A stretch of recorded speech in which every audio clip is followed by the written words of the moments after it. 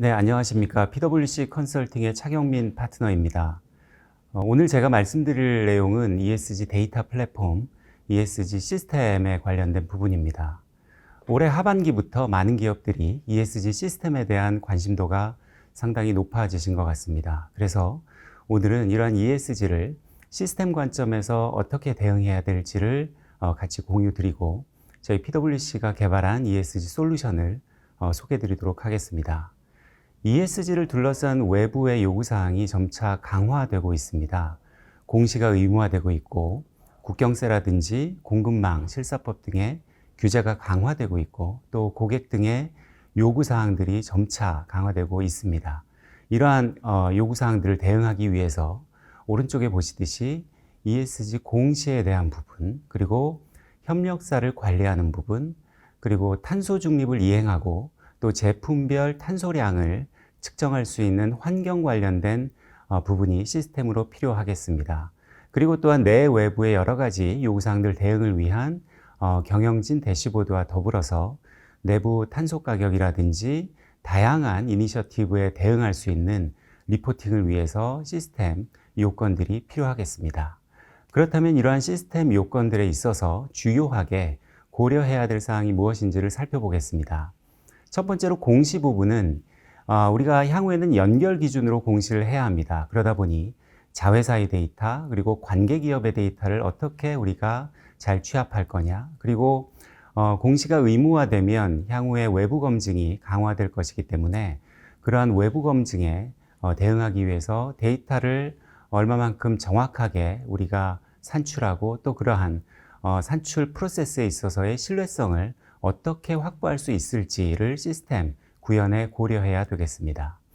그리고 환경 시스템 관련해서는 업종별로 차이가 있겠습니다. 특히 제조업의 경우에는 제품별 탄소량까지 산출하는 상당히 인덱스한 범위로의 체계가 필요하겠고, 더 나아가서 스콥 3, 즉 업스트림의 벤더의 제조 정보, 벤더가 제조 과정에서 산출해내는 탄소 정보들을 잘 연계해서 구현을 해야 되기 때문에 상대적으로 방대한 시스템이라고 할 수 있겠습니다.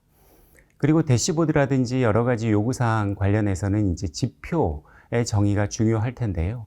지표의 경우에는 업종 특성이라든지 지역의 특성을 고려해서 공통으로 관리할 지표, 그리고 특화할 지표들을 잘 구분 관리하는 것이 중요하겠고, 향후에 여러 이니셔티브들이 요구사항을 변경함에 따라 우리가 지표를 유연하게 관리할 수 있는 이런 확장성을 고려한 시스템이 필요하겠습니다. 네, 다음은 저희 PwC 컨설팅에서 개발한 ESG 시스템을 설명드리도록 하겠습니다. 저희 시스템은 총 6개의 모듈로 구성이 되어 있습니다. ESG 보고서, 그리고 지표 관리, 공급망, 그리고 TCFD 리포팅 대응, 그리고 탄소의 스콥 3, 그리고 부가적으로 저희 PwC의 고유 방법론인 팀, 즉 비재무 정보인 ESG를 계량화, 경제적 가치로 환산하는 방법론을 시스템에 내재하고 있습니다. 먼저 보고서 영역입니다. 보고서 같은 경우에는 기존에 가장 큰 이슈가 수작업 기반으로 이러한 보고서를 작성하는 것이 이슈였습니다. 그러다 보니 휴먼 에러의 발생 가능성이 있었고, 또 ESG 주관팀에서는 이러한 정보 작성이 어느 단계에 있는지 이러한 부분들을 모니터링하고 또 가시적으로 관리하기가 상당히 어려웠습니다. 그래서 저희 시스템에서는 이러한 ESG의 기초 데이터의 신뢰성을 향상하는 부분과 ESG 팀이 이 데이터 취합부터 승인, 확정하는 이런 일련의 과정들을 제대로 모니터링할 수 있는 기능에 초점을 맞추어서 시스템을 개발했습니다. 네, ESG 시스템의 메인 화면입니다. 아이디와 패스워드를 치고 들어가게 되면 앞서 말씀드렸던 ESG 보고서와 지표, TCFD까지 6개의 모듈로 구성이 되어 있습니다. 그렇다면 먼저 보고서 영역으로 들어가 보겠습니다. 보고서는 보고서의 작성 현황을 전체적으로 모니터링 할 수 있는 화면을 먼저 보시게 됩니다. 어느 부서가 작성을 하고 있고 완료된 게 무엇인지를 확인할 수 있고, 이런 보고서 작성을 위한 가장 기초 단계인 이슈풀 관리부터 시스템에서 수행할 수 있습니다. 기본적인 이슈 라이브러리를 제공을 하고 있습니다. 이 이슈들은 필요에 따라서 이슈를 추가하거나 삭제할 수 있는 기능도 내재하고 있습니다. 그래서 우리에 맞는 이슈들을 정의를 하는 단계가 첫 번째겠고요. 두 번째로는 이러한 이슈들에 대해서 중대성 평가를 하게 됩니다. 중대성 평가 역시 기준을 정의하는 부분입니다.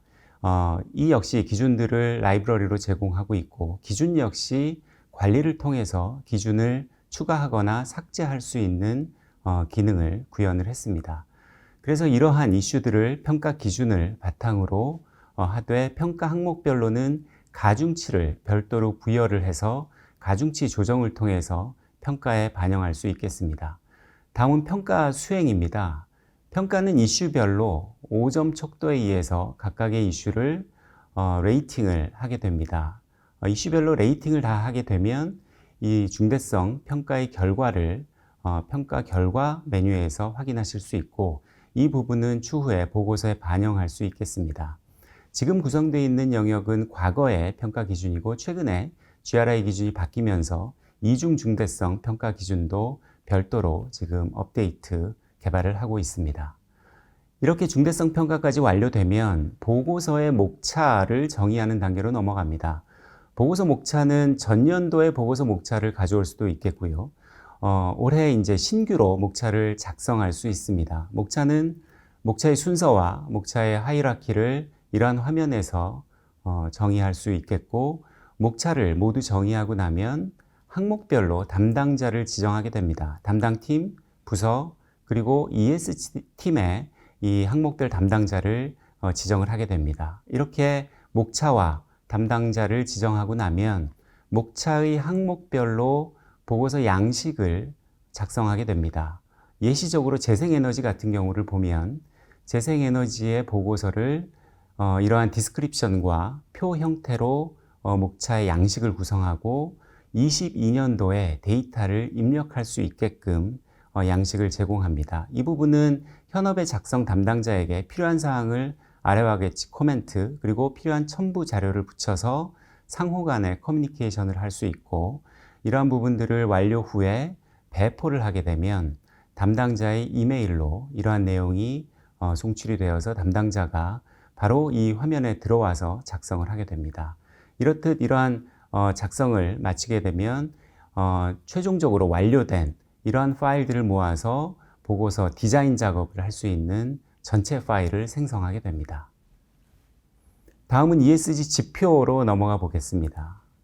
ESG 지표는 우리가 중점적으로 관리해야 될 항목들을 대시보드 형태로 제공을 하고 있습니다. 대시보드의 한 항목을 클릭하면 이 부분에 대해서 자회사 또는 사업부별로 실적이 어떤지를 드릴다운해서 볼 수 있는 화면이 같이 구성이 되어 있고, 이러한 기초 데이터를 입력할 수 있는 기능도 구현이 되어 있습니다. 그래서 항목별로 기초 데이터를 입력하는 화면, 그리고 저 데이터가 어떤 근거에 의해서 나왔는지를 증빙을 첨부하고 관련된 내용들을 상호 간에 커뮤니케이션 하면서 현업의 승인을 확보할 수 있겠습니다. 이러한 모든 절차를 거쳐서 데이터들을 게더링을 하게 되겠고요. 그래서 게더링된 데이터가 이런 대시보드 형태에서 관리하고, 또 실무자들이 이런 데이터를 가지고 분석에 활용할 수 있겠습니다. 다음은 공급망, TCFD 스콥3의 영역이 되겠습니다. 공급망 평가 관리는 우리가 협력사에 대한 풀을 관리하고 협력사의 ESG 수준을 평가해서 또 필요한 경우에는 이러한 것들을 실사하는 기능들을 담고 있습니다.